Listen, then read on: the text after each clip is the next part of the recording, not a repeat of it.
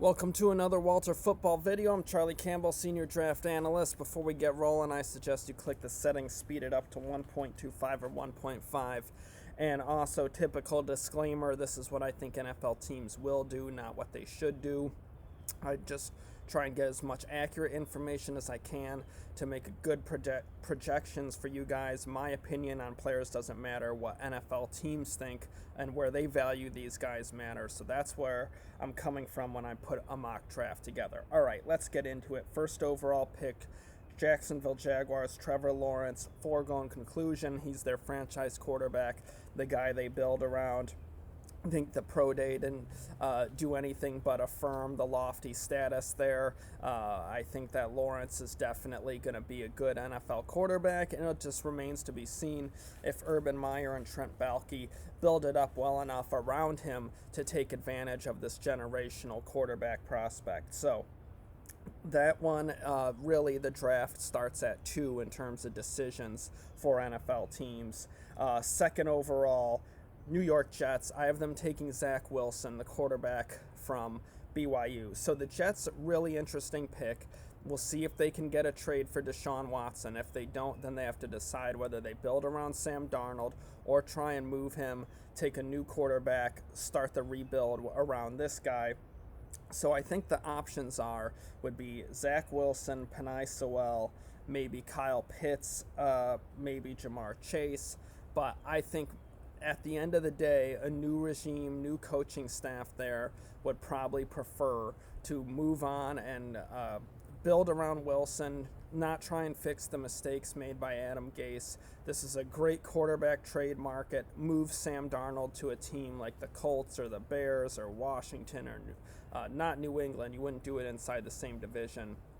But there'll be plenty of options there. So I think the Jets, if they don't get Watson, when push comes to shove, they're going to move on to a new quarterback. I don't know that for certain. I'm digging deep. The Jets are really playing this close to the vest thus far, so we'll see how it goes. But I'm going to keep digging and hopefully get some inside info there on New York before too long. And before the draft, of course. So, anyways, third overall pick, I have the Dolphins taking Jamar Chase, the wide receiver from LSU. Miami needs more weapons for Tua, another team that could be in the Deshaun Watson trade mix. Definitely, I think that getting more weapons for Tua would be the priority if they don't get a trade for Watson. So then when you look at the receivers available here, you have Chase, Devontae Smith. Chase has got a bigger build. I think the lean goes towards him there as far as translating to the NFL. I think Kyle Pitts could factor in if they view him as a receiver, but they already have some solid tight ends there in Miami, so that's not necessary. That'd be almost a bit of a luxury. But Chase and Devontae Parker could be really nice tandem there for Tua. All right, fourth overall, I have the Falcons taking Justin Fields, quarterback from Ohio State. Atlanta brings the local boy back home. New regime there. They can start a rebuild around him. He can sit behind Matt Ryan for a year, learn from him. If the Falcons do take Fields, they could also trade Ryan. Obviously, same with Darnold, where there should be plenty of teams that would be interested in trading for Ryan. The contract would be a hurdle. They'd have to get creative with the team taking him on. But at any rate, that's a possibility. And with Atlanta picking this high, if you have a good quarterback prospect available, it makes sense to take him given the age of Matt Ryan. Fifth overall, I have the Bengals taking Penei Sewell, left tackle from Oregon. Give them that franchise left tackle to protect Joe Burrow. You can kick Jonah Williams inside to guard or center. You could play right tackle. Really versatile. Upgrade that line at 2 spots. If Sewell is gone, or if they just prefer Chase or Kyle Pitts, I don't think they can go wrong. Those are the 3 best players in the draft after Trevor Lawrence. So Cincinnati's in a really good position to land one of those 3 guys when they're picking at 5, which makes it a really nice value for them at the end of the top 5. So 6th overall, I have the Eagles taking Kyle Pitts, tight end from Florida. He's also can play wide receiver. He's a positionless player. You can do so much with him. He's such a dynamic mismatch weapon. Teams love him. I know a lot of teams have him as the second highest graded player in the draft after Trevor Lawrence. So for the Eagles, getting him at 6, that's a really good value. Zach Ertz looks like he's on the way out. You're going to have a new starting quarterback in Jalen Hurts. Getting him a mismatch weapon like Pitts, a guy that is never covered with his 6'6" long frame. Even when defenders are around him, he just makes catches over them.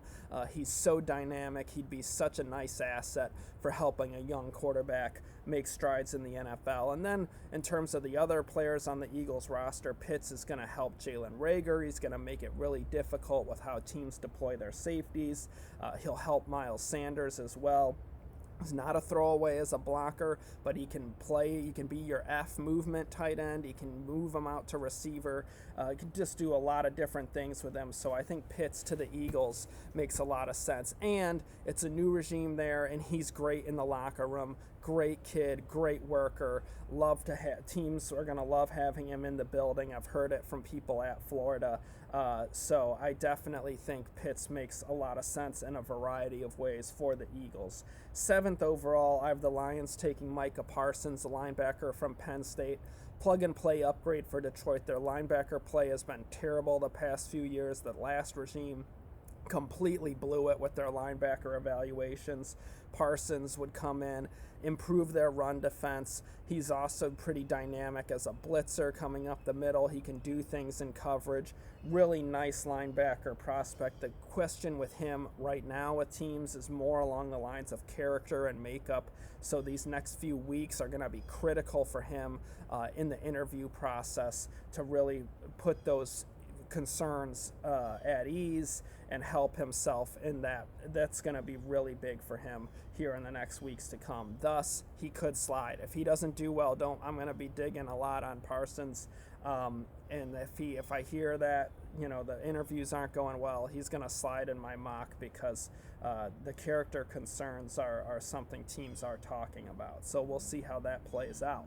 8th overall, I have the Panthers taking Patrick Surtain II. I wouldn't be at all surprised if Carolina moves up for a quarterback, trades this pick for a quarterback. They already tried with Matthew Stafford, didn't get it done. But if they're forced to stick and pick and the top 3 quarterbacks are gone, I don't think they would go with Trey Lance. I think he's too much of a project. Matt Rule is kind of saying he wants to more win now when you're trying to trade for a quarterback like Stafford, signing a veteran like Bridgewater. He's really looking to get someone, I think, that's less of a project than, say, Trey Lance is. They need a corner. They let James Bradbury go in free agency last year. They missed him. They need that number 1 outside corner. You get a guy like Surtain, could go with Troy Pride and Dante Jackson and give them a better trio. So Surtain to the Panthers makes a lot of sense. So does Caleb Farley to the Broncos at 9. They need cornerback help. They really haven't replaced Aqib Talib truly with a quality big outside corner that can run. Farley would definitely fit that, has a great skill set. The injury and medical history is a bit alarming with him, so that's another guy whose weeks are going to be important here, similar to Parsons, but a different side in terms of the medical evaluations for how those checks go and how team doctors interpret them.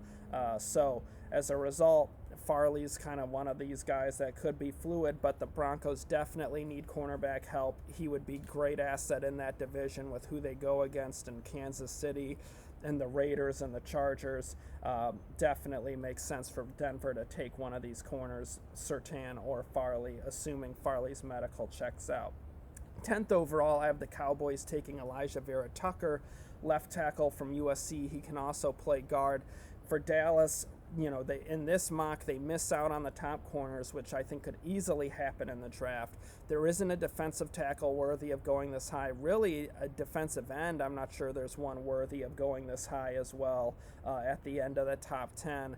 And then you factor in that Tyron Smith is aging. This is a good draft to get a good tackle prospect. I think that Dallas would maybe trend towards Elijah Vera Tucker over Rashawn Slater because in the past Dallas has really preferred big offensive linemen and Slater's undersized. So if you look at Travis Frederick, Zach Martin, Tyron Smith, La'el Collins, all these guys are big. They don't have an undersized guy that they really put any premium pick or money into when they are going to go insert something big into the player in terms of a draft pick or a big contract. They've been going for bigger offensive linemen, and Vera Tucker has good size to him. He can play guard, he can play tackle, two-position flexibility as the starter, which makes him more versatile for how you can play him immediately as a rookie as well. You could start him out at guard, and then a year later, once he's kind of gotten into the groove of the NFL and gotten some experience against NFL defensive linemen, then it'd be a more seamless transition to left tackle rather than going college to pro on the edge. So I think Vera Tucker makes a lot of sense for Dallas if there isn't a good cornerback available. 11th overall, I have the Giants taking Devontae Smith, wide receiver from Alabama.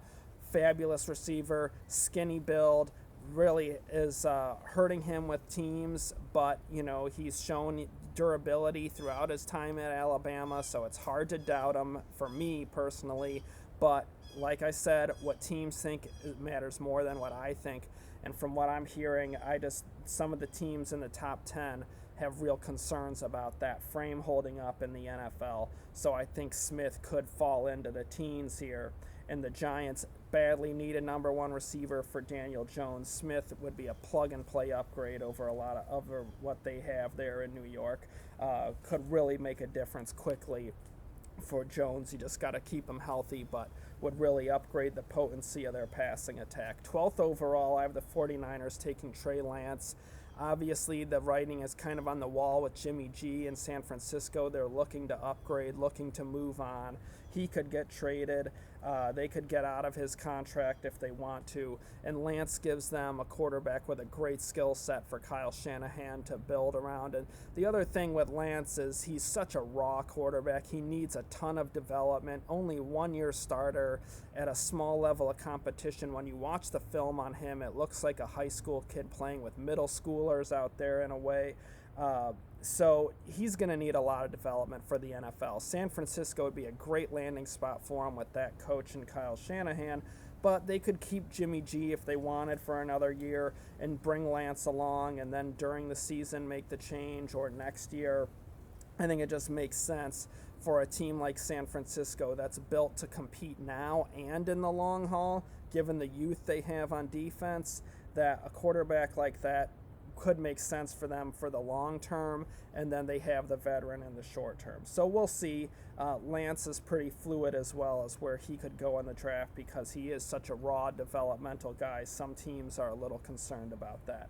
13th overall, I have the Chargers taking Rashawn Slater, the tackle guard center from Northwestern.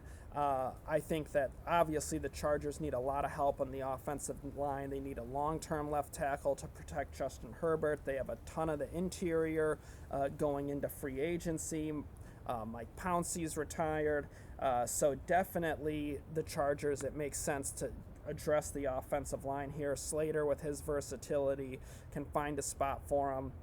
I personally think a 6'3", 300-pound offensive lineman, it's a little risk putting him at tackle. I think the length and strength of defensive ends is going to give him problems in the NFL at tackle, but some teams might view him there. I know other teams view him as a guard center, and some even have him graded in the second round because they view him as a guard center. He's intelligent, he's tough, good athlete, but I think his best position in the NFL could be center, and I think he could be a Marquise Pouncey caliber center, a really good center. So given the need on the offensive line and protecting Justin Herbert, I don't think there's a problem for the Chargers to take Slater and just max him out, put him at the best position where he'd be the most dominant, and not just put him at a position like left tackle where he might be above average or pretty good, but not elite. Put him at center, let him be elite, and continue to build up that line around Herbert. That would be what I would do. But I do think Slater could play a variety of spots for them and be a quality value for the Chargers, and at 13, helping Justin Herbert, can never go wrong with that. 14th overall, I have the Vikings taking Gregory Rousseau, defensive end from Miami. I think that Minnesota could really use some more youth on that defensive line. There isn't a tackle worthy of going this high, but Rousseau could give them a nice combination with Hunter. Wanham coming in as that DPR. You can move Rousseau inside in the sub package as well at a tackle. He's versatile and big enough to do that, so you could have all three rushing together. But I think that Minnesota needs to get some more young talent on that defensive line. So at 14, they could have some decent options there between Rousseau, Kwity Paye, Jalen Phillips. We'll see kind of how these guys shake out in terms of the interviews and pro days and what order they may end up going. 15th overall, I have the Patriots taking Jalen Waddle, wide receiver from Alabama, home run hitter, smaller receiver, but a little bit more of a thick build to him. But he was kind of a gadget guy, needed to improve his route running, was showing improvement in that last season before he had that injury against Tennessee on the kick return. But Waddle would definitely be a plug-and-play upgrade for the Patriots. They got to get more explosive on offense, need more receiving weapons. Waddle would definitely fit the bill. 16th overall, I have the Cardinals taking Jalen Phillips, the defensive end from Miami. He can stand up and play outside linebacker in a 3-4, versatile athlete, good length, really a lot of upside. Really improved through the course of last year and was a really good player for Miami. I think given the age of Chandler Jones, the contract status, they could use some more edge rush youth in the desert there, and Phillips would make sense for the Cardinals. 17th overall, I have the Raiders taking Jeremiah Owusu-Koramoah, linebacker from Notre Dame. Really good scheme fit for Gus Bradley in terms of being that will linebacker, that Derek Brooks type run chase guy, really good in coverage. Definitely fits that scheme, that Tampa 2 scheme well. And I think that at 17, you get him and you've really improved the Raiders' pass coverage ability in the middle of the field and their run defense in terms of a run chase guy. And Owusu-Koramoah helps them in the pass rush. Not last year, the year before, 2019, he really showed some dynamic blitzing ability. So I think he could help the Raiders' defense in a variety of ways. Makes sense for them. Mike Mayock loves Notre Dame as well. 18th overall, I have the Dolphins taking Zaven Collins, linebacker from Tulsa. Similar to Jeremiah Owusu-Koramoah in terms of scheme fit, where Zaven Collins, great scheme fit for Brian Flores with the 3-4, 4-3 flexibility, versatility. Collins can play inside linebacker, be the Mike. He can play outside at Sam, and he can be an edge rusher. You can drop him into coverage, just be a really nice, versatile chess piece there for the Dolphins. 19th overall, I have the Redskins taking Terrace Marshall, wide receiver from LSU. I think that with Washington's receiving weapons, if this pick isn't traded for a quarterback, I think this is too high for Mac Jones. I don't think teams value him that high. We'll see. Maybe I'm wrong, but the teams I've spoken to don't have him graded that high.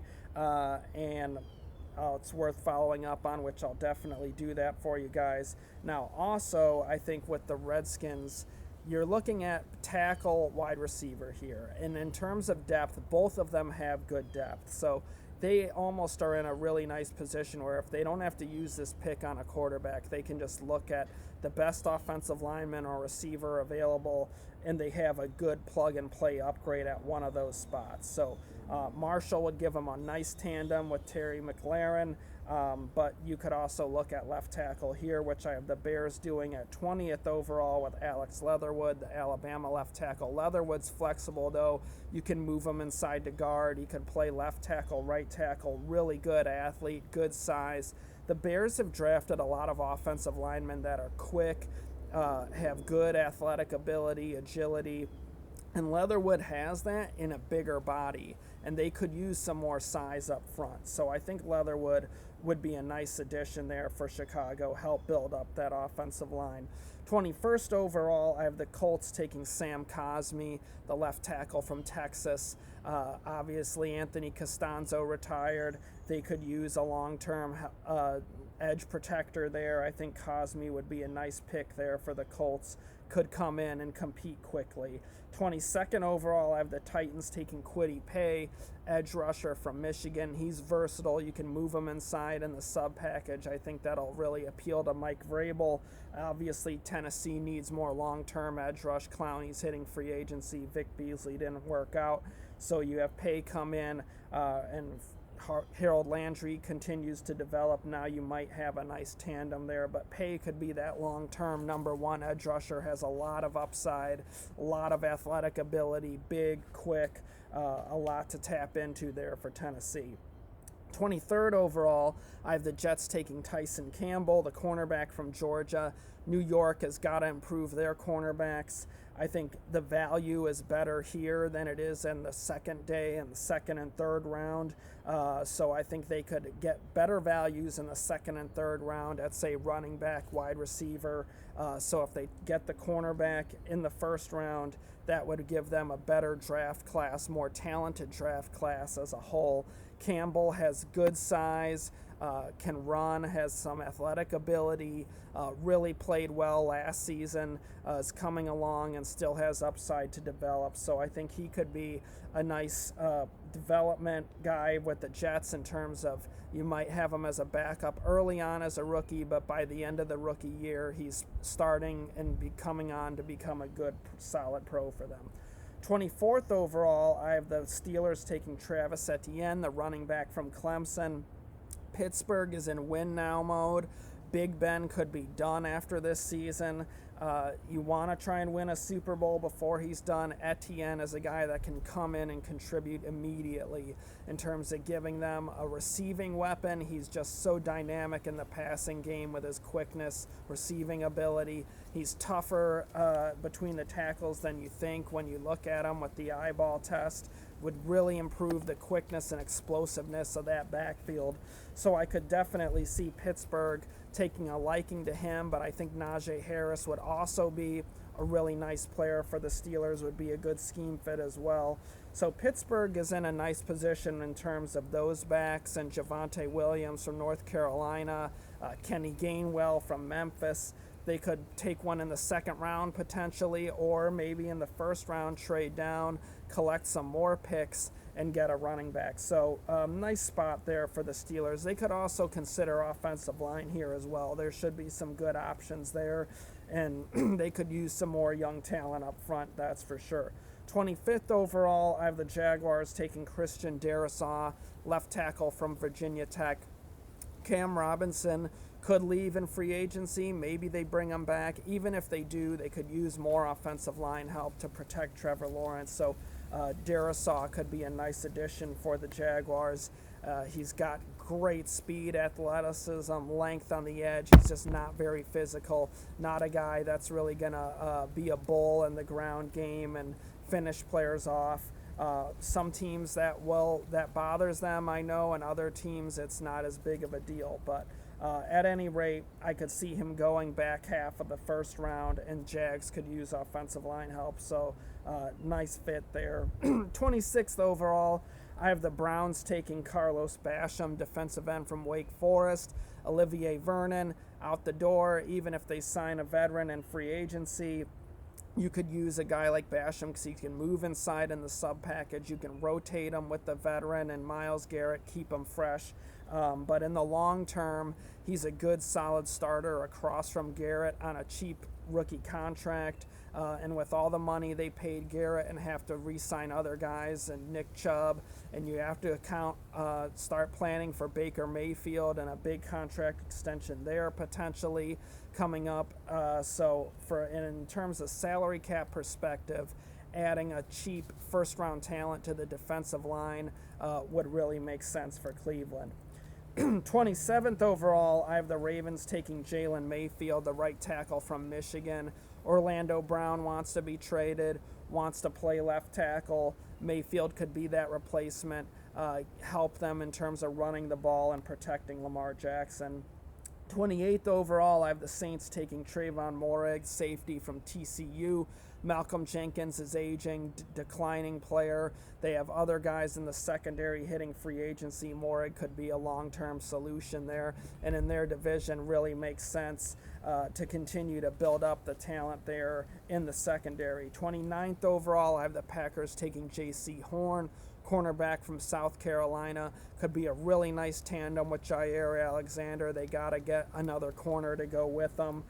Kevin King is out, so J.C. Horn could be a guy that plays quickly, really instinctive player, good size, toughness, just a little lack of speed, which is what hurts him with NFL teams.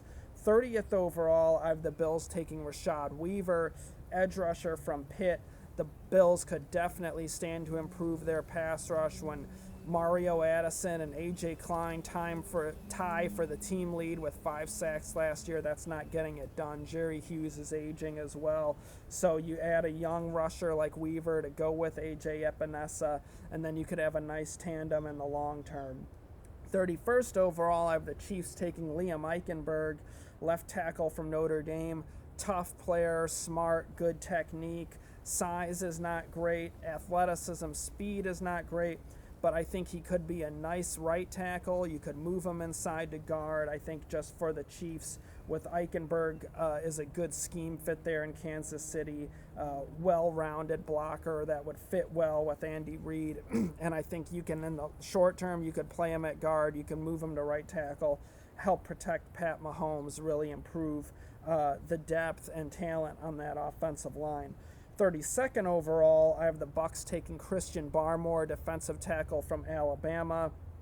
I think with Barmore, you could really have a nice player in terms of the short term and long term. Short term, give you an interior pass rusher to rotate with Ndamukong Suh and Vita Vea, just really improve the interior rush and help those guys stay fresh, keep them ready.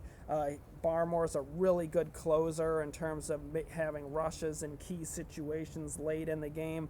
He needs to improve his run defense. I think he definitely would, watching Sue and Vea. And in the long term, I think he could become a really well-rounded player and be a stud for Tampa Bay. He's got huge upside, high first-round upside. But the flashes that he shows at Alabama say high first round, but the down in and down out don't say that. His run defense has got to get better. It came on late in the season, so I think the potential is there. You saw improvement in the playoff against Ohio State and Notre Dame late in the season there. But I think this is a really nice pick for Tampa Bay. It gives them a long-term replacement for Sue and an interior rusher that's hard to find, which is a really good value picking at 32nd overall. So let's get to the teams without first-round picks. All right, Seattle, I have them taking Tevin Jenkins, the right tackle from Oklahoma State. He could play guard or right tackle, versatile and flexible to do that, improve that blocking for Russell Wilson, help appease that situation. He wants better offensive line talent. Here you go. Quality value there for Seattle in round 2. Next up, I have the Rams taking Trey Smith, guard from Tennessee. Rams are in win-now mode. Smith was a 4-year starter at Tennessee, had a pulmonary issue that knocked him out at times, but that seems to have straightened out. Really good player. Even his freshman tape was excellent going against Alabama as a true freshman. He's got a lot of ability, really nice fit at guard, good size, strength, will open a lot of holes for Cam Akers, improve that interior pass protection for Matthew Stafford, and give the Rams a nice value and long-term starter there in the second round. Now, third round, we have the Texans. I have them taking Jason Owa, edge rusher from Penn State. Obviously, J.J. Watt is gone. Whitney Merciless is aging and declining. They need more young pass rush talent. Owa could come in and contribute quickly in that regard, be a nice scheme fit there in Houston as well. So that's this week's mock. If you check in the links below, you can check out the rest of the second and third round. Tons of updated scouting reports and new scouting reports going up every day, position rankings, Walt's mock. We got tons of draft coverage position reviews are getting going now. Quarterbacks coming out first, so I'll get into that more, maybe do a video on those just to kind of introduce that series to you guys who are new to our channel. And we really appreciate you watching. Thank you guys so much. Please like the video, share it with your friends, subscribe to the channel. I really appreciate it. Thank you guys. I'll be back with you soon, and take care. Be safe.